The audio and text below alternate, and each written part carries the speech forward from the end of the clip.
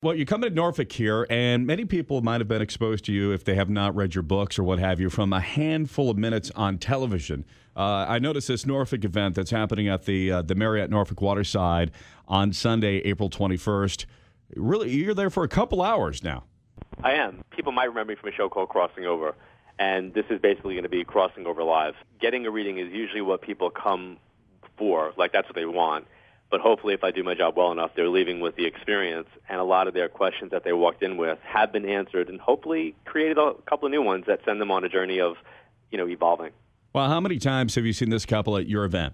The wife who believes, you could see it in her eyes. The skeptic husband, he's got his arms crossed, and then an hour later, he's practically in tears.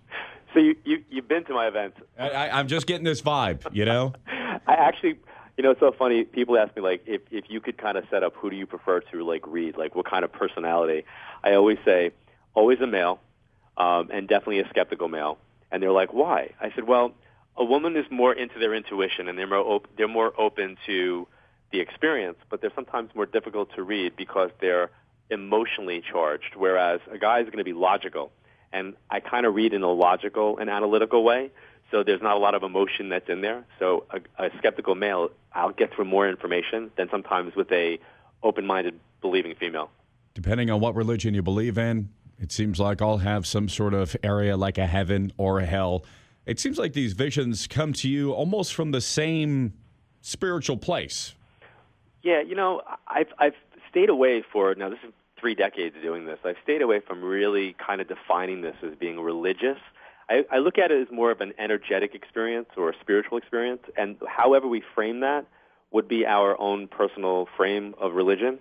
But I use Facebook and the Internet as the way of acknowledging this work because we're tethered to all these people in our everyday lives.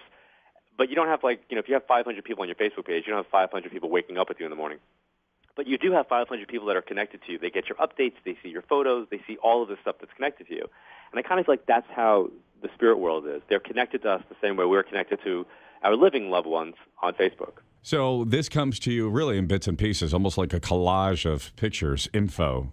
Absolutely. It comes through in words, thoughts, images, feelings, and then I have to interpret what it means for me and my frame of reference. And I always tell people that I like to tell you exactly what I'm seeing, hearing, and feeling. In case I screw it up, at least you're hearing where they were going with it. And sometimes, I think it's one thing, and it turns out to be something completely different. Now, is it possible to pick up energy from your surroundings, such as not just a person, but maybe the surroundings of where you work? I think you could pick up energy anywhere. One of the things that I try to educate people about regarding energy is be aware of the energetic life that you're living and the people that you're with.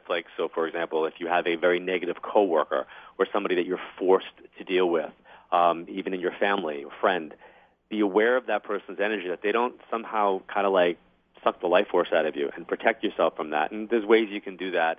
And just being aware of it kind of helps to stop it from happening. And I use the example where somebody might have something going on in their life and they call their really good friend, and when you hang up the phone, you feel great. However, your friend now doesn't because you've just dumped all your energy of negativity on them.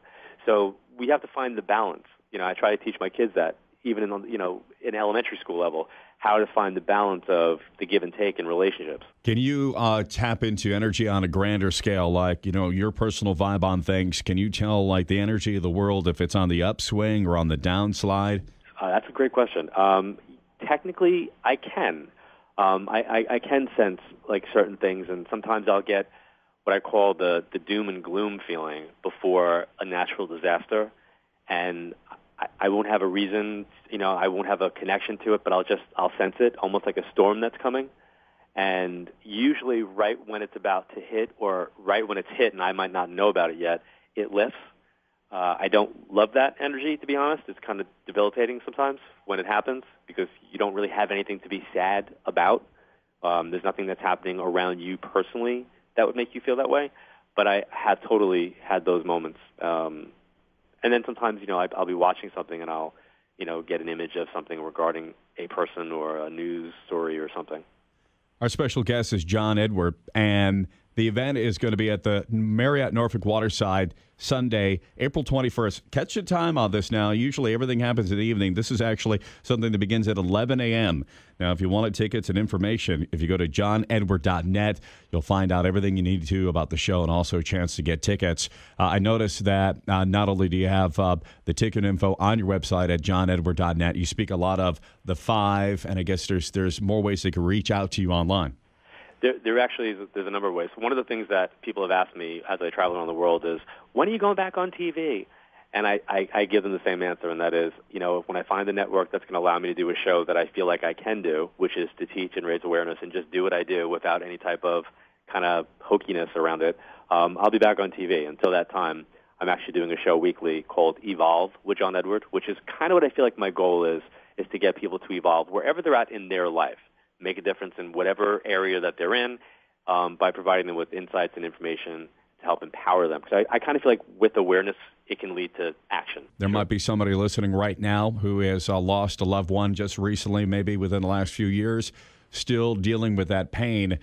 Is there any way that they can find some healing in all of it? Is there any way that if it's just the pain is lingering, that they can somehow move on from that? Because I know that you've spoken to thousands of people who are missing loved ones. Well, the harsh reality is that mediumship and connecting with spirit isn't a cure for grief. They're definitely mutually exclusive. However, it could be healing and helpful along the journey and process for someone to know that their loved ones and friends are still with them. So death becomes this defining moment of disconnect, and spirit communication can help to reconnect us with what's there, but we still have to go through the healing process and our own grieving journey. So I think it could be helpful in healing. However, on the flip opposite, if someone is in that really dark place and they think that by coming to an event or going for a reading, it's going to make it better, fix them, or make them feel better, I'm going to say don't come to an event like mine. Don't go looking for a reading. Maybe work with a counselor or a grief therapist or join some type of grief group to kind of honor that feeling first, because you have to honor that first before we can make a connection. We got to connect with our own feelings. John Edward, thank you so much. JohnEdward.net, where you can find all the info about the show, the event happening this Sunday, the 21st, 11 o'clock at the Marriott Norfolk Waterside. John, thank you. Thank you, Troy.